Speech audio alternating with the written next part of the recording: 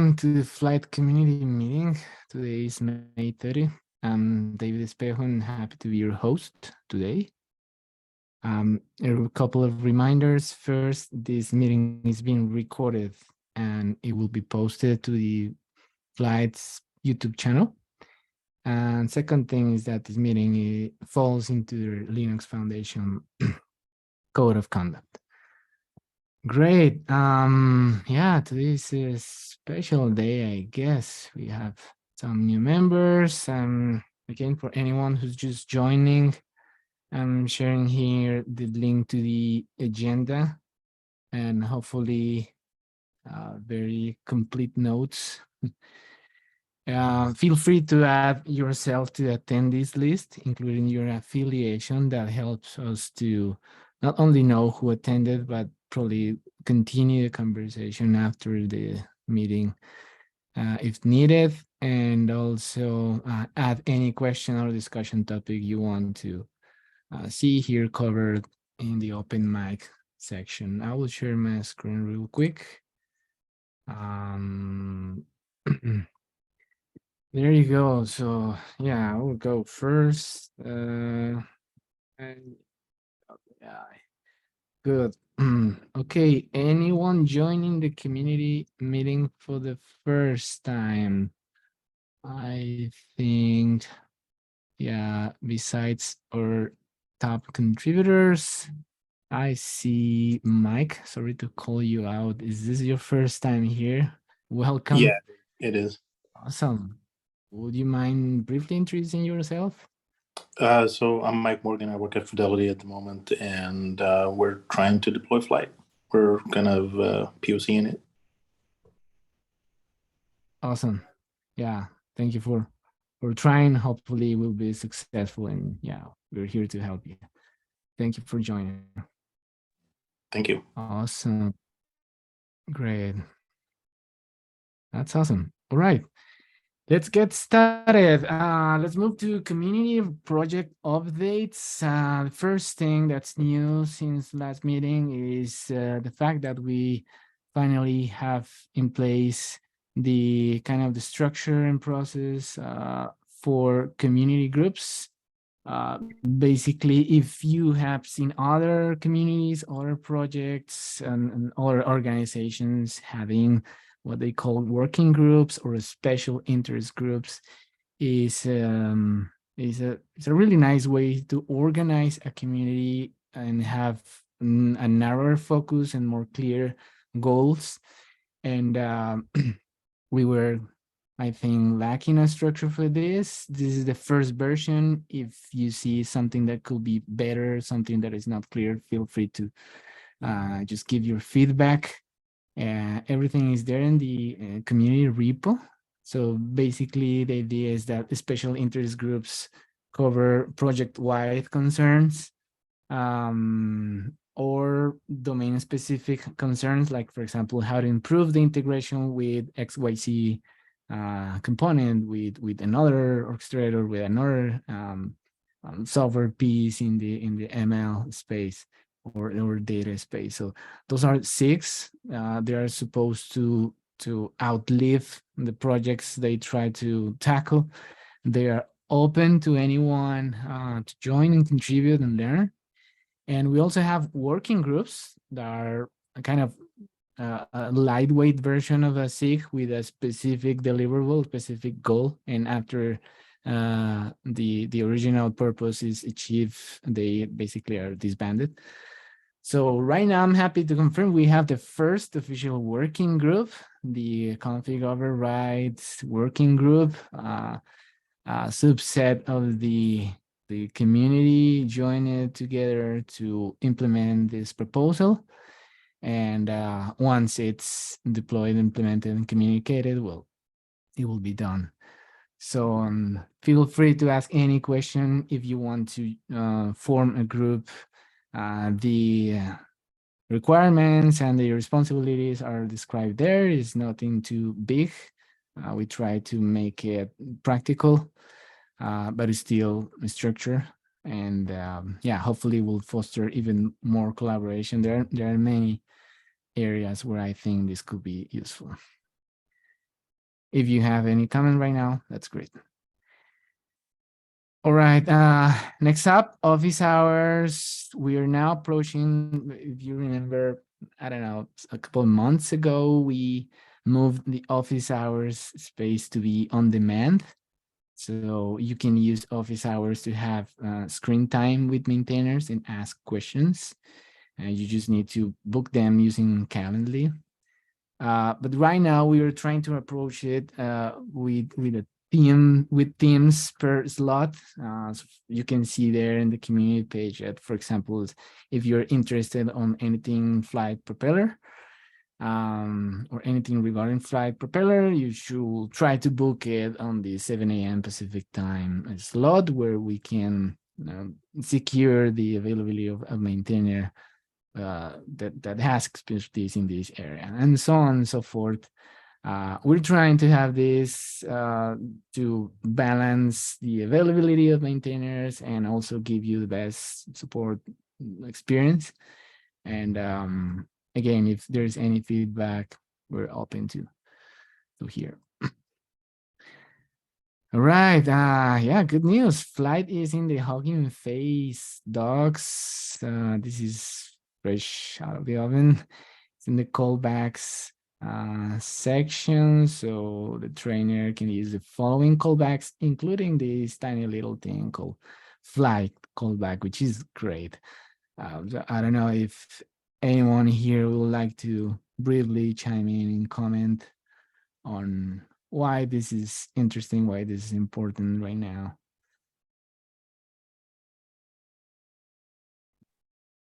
Yeah, I think Evan, I don't know if Evan's on the call right now, but he Mm.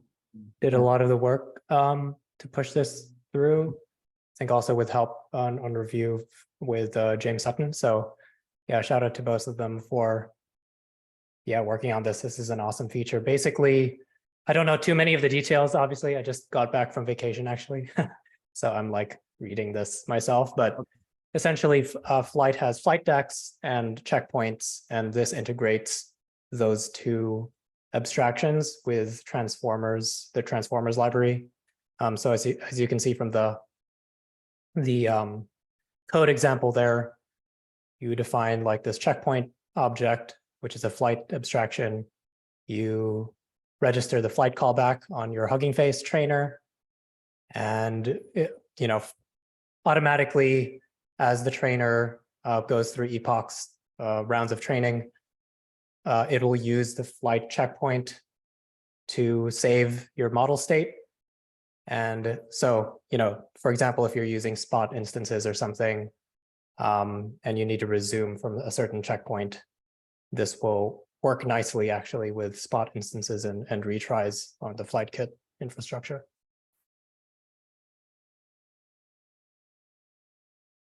Awesome. Thank you, Niels. Yeah, I think there will be a follow-up blog post from the very authors of this integration. So yeah, keep an eye out on this. Awesome. Any other comment? Oh.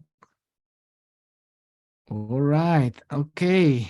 Next up, I think, yeah, next section is this section is always open. The community meeting is what we call show and tell.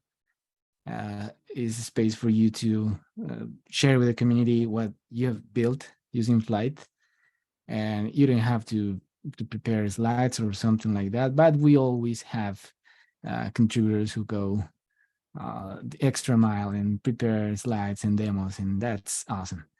So first of all, again, thank you and a shout out to our top contributors of the month, Yuo Wang, Yixin Lu, and Byron Su. And we're lucky enough to have them here.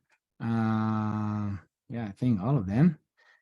So yeah, thank you again. Congratulations. And they're kind enough to share with us details about their contributions. So I don't know, from the three of you, who wants to go first? I can go first. Mine is fast. Was it Yuval? Okay. Oh, great. Welcome, Yuval. Will you mind briefly introducing yourself? before. Yeah. Let me share my screen real quick. Yep. Thank you. Yeah.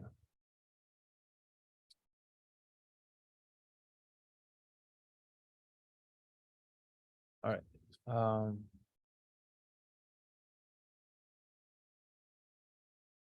Are you guys able to see? Yep. Okay, awesome. So my name is Yobo. I actually work at LinkedIn, same team as Byron, which y'all should already be pretty familiar with. So we together are working on productionize Flyte at LinkedIn. So I actually did some contribution while we were just onboarding. So two contributions I had. One is support the union and non-types in Flyte CTL. So actually, when we had a lot of tasks that accept types that can be union of one thing and non, or one thing and like float and integer. That was not supported. So if you do Flyte CTL get execution, you'll get a fail to convert to a non-literal, and saying that it's not supported. So basically union type a Flyte is actually just a repeated, well, a list of variants. You can imagine it's just variants of different literal types. So in this case, what I discussed with the Flyte's union AI people, and we decided that we can just simply use the first one. So if we create a literal, we can use just the first variant that matches with the type of that input. And if there are multiple matches, the first one would be taken. So if the input is 1.0 and we're trying to make a literal, and the unit type is union of integer and float, integer will be used. Since 1.0 will match with integer as well. Since there is like no other good way of like doing exact match on which type is, but this works pretty well if it's integer and non, or float and non. This is the first contribution I had. The second one is actually refactoring the configs of Kubeflow jobs, Kubeflow plugins. So Flyte, the way Flyte supported all these three jobs, PyTorch, TF job, and MPI job, are all through doing Kubeflow plugins. So when we were actually, within LinkedIn, we have a lot of use cases using TF job and MPI. Now we're getting into PyTorch. So we found out that you cannot actually set the resources for the specific replica groups. For example, you cannot set launcher to a specific resource and worker to a different one in MPI jobs. And also you cannot set different commands in different work groups. Replica groups. So we actually, just to enable this, we actually allow users to set images, resources, replicas, restart policies on different replica groups, and also setting the run policy for that Kubeflow job. So we had to do a bunch of refactoring. So actually all these Kubeflow plugins share some common properties, like restart policies and clean pop policies. So they all be put into a single common proto in Flyte IDL, and all three jobs actually depend on that. And we spend some effort on supporting the backward compatibility. So actually, when I talked to Dan, Dan think it's we better not break the current user's behavior, because there are a lot of people using this feature. So we actually used the task type version, which is basically a version for the task. So it was recently introduced. By default, it's set to 0. And so we have a if else statement. So if the task type version is set to 0, we just do the existing behavior. And if the task type version is 1, we just handle the new IDLs that we created. So in the Flyte side, actually we also did backward compatibility support. So we actually include the old configs into the new one. So user, if they set the new ones, it will actually overwrite the old ones. But if they only set the old ones, it's still working. Yeah, so that's 2 of my contributions. Thank you guys, and shout out to Daniel, Kevin, and Adodor. Yeah. So actually, I would like to say Flyte community is really like people are really helpful and really willing to explain things and communicate really well. So I think it's really fun experience working on Flyte and with Unit AI folks. Yep. Thanks. That's amazing. Thank you. Right. Any question about Yu's contributions? Any comment? Just a quick question here. Is that backwards compatibility, like task type flag thing, is this the first time we're doing this pattern, or has that already been established? So I think Dan used it back when he was doing it for the array node jobs or some kind of other jobs. They introduced this. It's also for supporting the backward compatibility, and we just adapt that the same fashion. Okay, cool, thanks.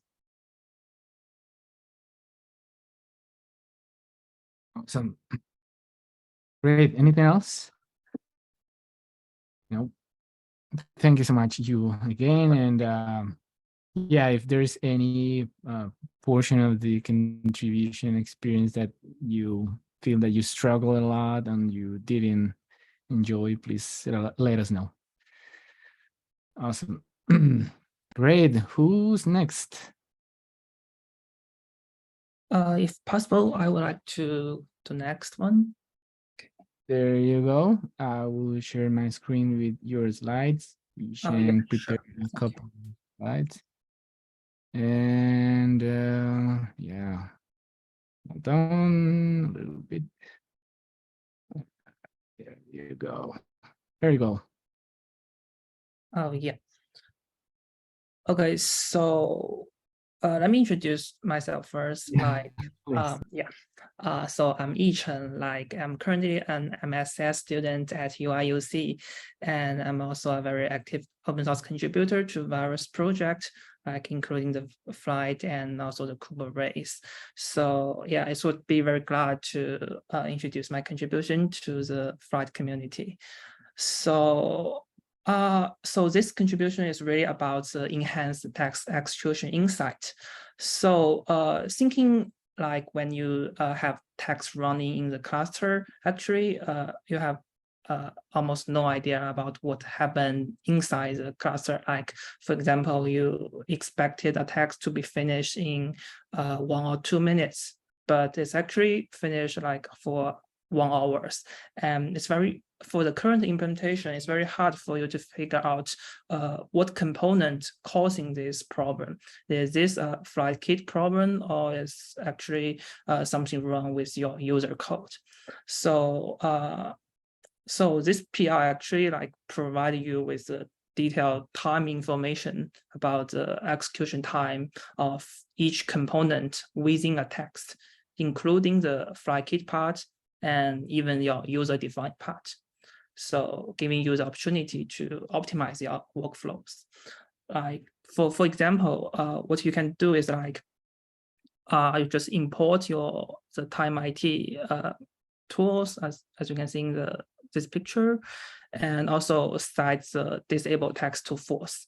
And and when you finish the job, you can see a timeline graph, and you can visualize all the time information about the Flyte kit part, like how many times it takes to like translate Python value to the literal, something like that. So you can have an idea about these things.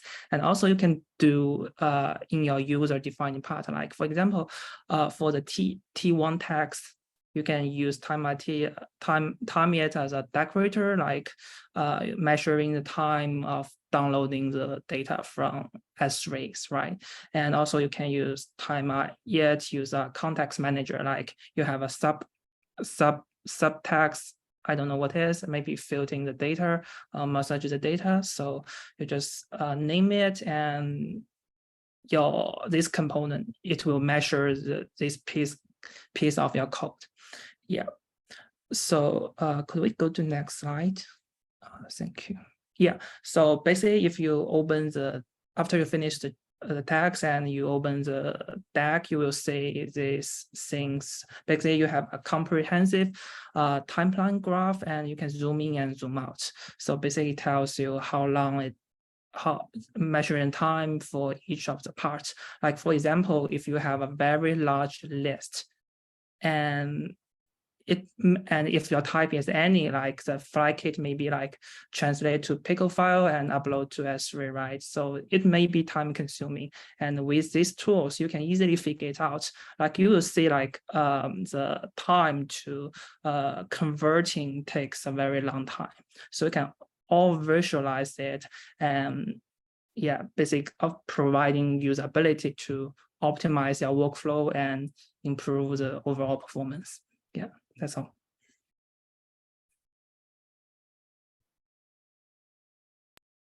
Amazing. Thank you, Yisheng. That's awesome.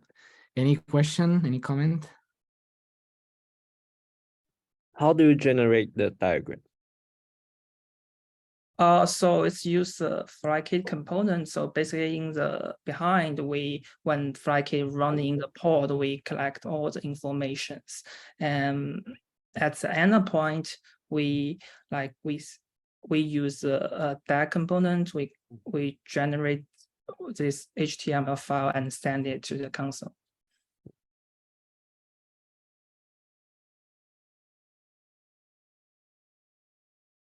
Is this answer a question? Yes. I have a question. Is the Flyte deck file that you make, is that the only place where this data gets stored? Could you say it again? Sorry. This time data, the details on the execution time, is that only like essentially stored in that Flyte deck file, or do you store it also? Does it live somewhere else? So for now, it's just storing a DAG HTML file, but later we are I'm considering it to store all this information and spanning the Flyte admin. Like maybe we first send it to S3 and Flyte admin could download it. So yeah, it could be integrated with some pod information, right? Like the compiler have some information about the pod creation time and pod teardown time. Yeah, it could be integrated with the Flyte kit matrix.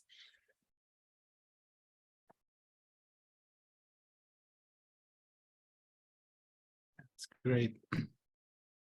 Thanks so much, Yisheng. Any other question? No. Right. Again, thank you so much, Yisheng, for your contribution and your time. That was great.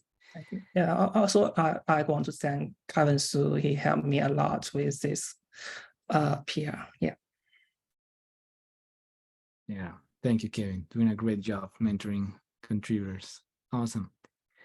Okay, so I guess next up, Byron Su, who I don't think by this time he requires an introduction to this community. Let's get started. Welcome, Byron, and thank you for your contributions. Can anyone see my screen? Yeah. Yeah, so today I'm going to present my side project. So I built a small project with building LangChain on Flyte, and I'll explain how I do it. So yeah, so I'm Byron Xu.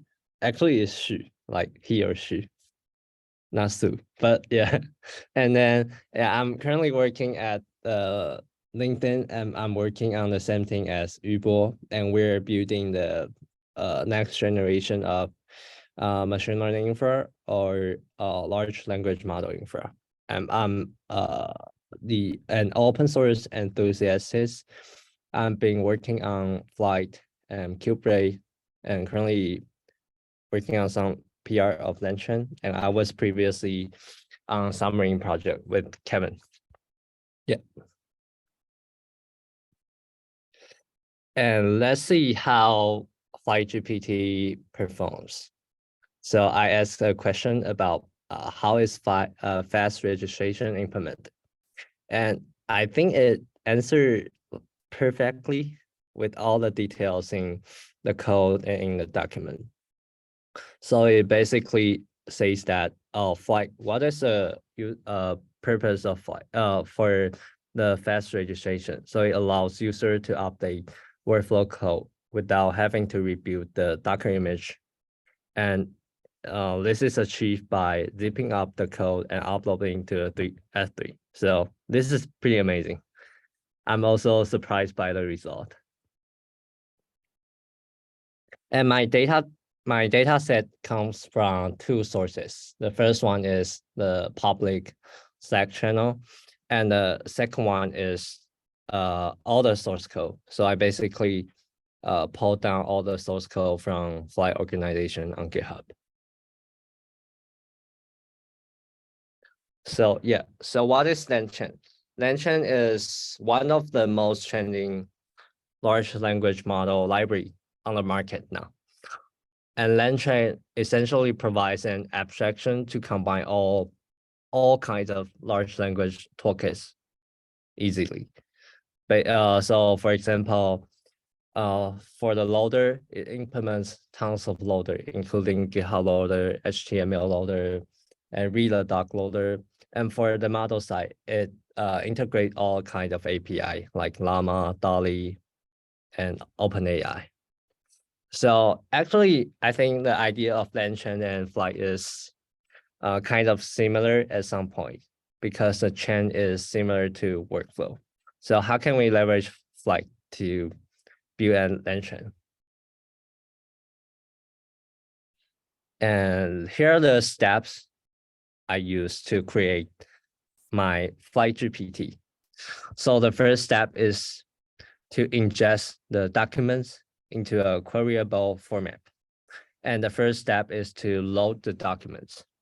And this step is using a component called document loader.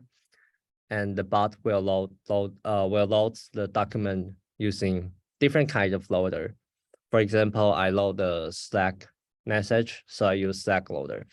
And I load the code, so I use GitHub loader. And the next step is text splitter. And text splitter also varies. So for example, when I read the Python code, I use Python text splitter. And when I use the Golang code, I use Golang text splitter. And then after the splitting is done, I create embedding for all the documents. And this step, I'm using the Hugging Face model. I was previously using OpenAI embedding, but it was too expensive. So I switched to Hugging Face free embedding model. And then the last step is to store the embedding in a vector store. And in this step, I'm using Fias from Meta. Yeah, so basically just two steps. And you can find all the code on my GitHub. And the second phase is to query documents. So the main idea of this phase is that whenever you have a question, and then you embed it using the same embed model as our previous step. And then you use the similarity search to find the similar documents inside the embedding, and then pull K of them, for example, 4 of them, and then put everything into the OpenAI model. Yeah. So here's a breakdown of the step. The first one is that get the user question, and then look up documents in the vector DB relevant to the user questions, and then construct the prompt with both the context, which is the relevant documents, and the question, and then pass the prompt to the model. And in this case, I'm using OpenAI GPT, and then you can get the results. And here's the code. Okay, so actually, Flyte can make LangChain even faster, because as I just mentioned, we have 2 steps, ingest and query. But one benefit of Flyte is that it can use the caching mechanism to cache the result of ingest. So I don't need to embed again and again, because every time embed takes GPU resource, and in my case, it takes about 10 minutes. But if I can have the caching mechanism, I don't need to do it every time. So break step into task and then cache the embedding. So I have 2 tasks here, and I construct a workflow. So I can do something like a bulk inference. Yeah, and here's my contribution to Flyte so far. So I have adapted Flyte authentication to Azure or on-prem use case, because originally we don't have a doc to set up Azure AD authentication. And also for on-prem use case, we often need some proxy to access public internet. And the second one is that I help initiating and implement the pod template feature. I guess it's pretty popular and usable now. And the third one is that I drive the config override discussion for quite a while, and then currently implementing the feature with a lot of amazing folk. And then I also support Haruba as a MPI plugin. And the last is I resolve multiple bugs in Kubeflow and Ray in Flyte plugin and Flyte kit. Yeah, and that's all.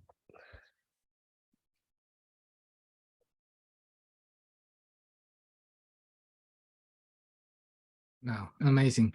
Thank you, Byron. Any question or comment? Just got a quick question about the LangChain project. That first of all, this is awesome, Byron. I had worked on something very similar, but didn't get as far as you in terms of implementing things. In terms of the Slack data, was it just a complete dump of everything, or did you pick certain channels? Just dump. So actually it hands the data to me, and I don't need to do any pre-process. There's a Slack loader, and I just use Nice. it. It just works. Wow, that's cool. Awesome.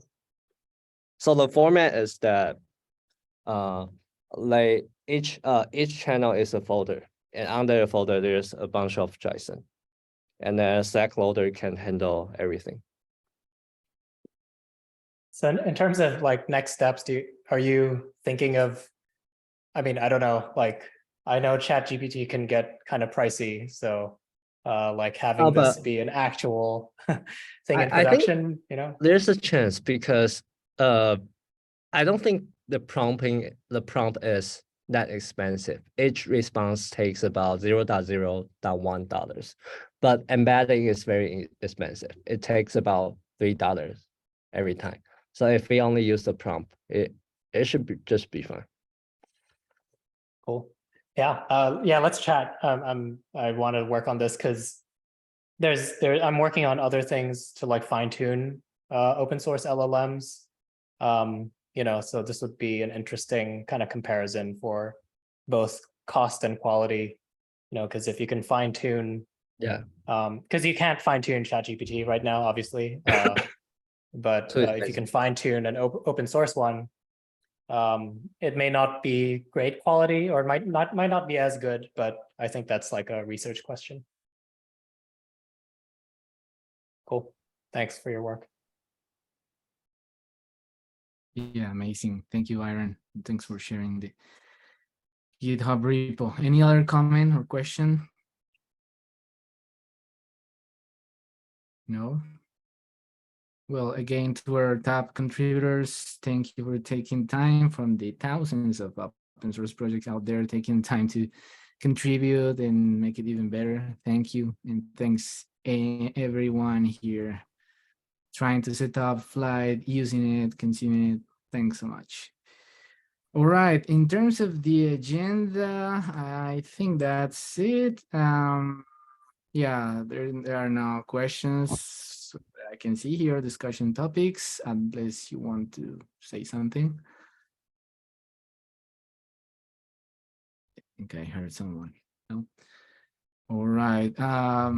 Yeah, that will be it for the next session. We will have Jan from Kineo AI. And yeah, that will be great. And yeah, sorry to call you out, Jan, but I see it in the scheduling. Yeah, I'm excited to learn from you. All right. Any other question, comment, topic? No? Okay, that was great. Thanks so much for your time, for joining, and hope to see you in the next one. Have a nice day. Thanks, Bye. everyone.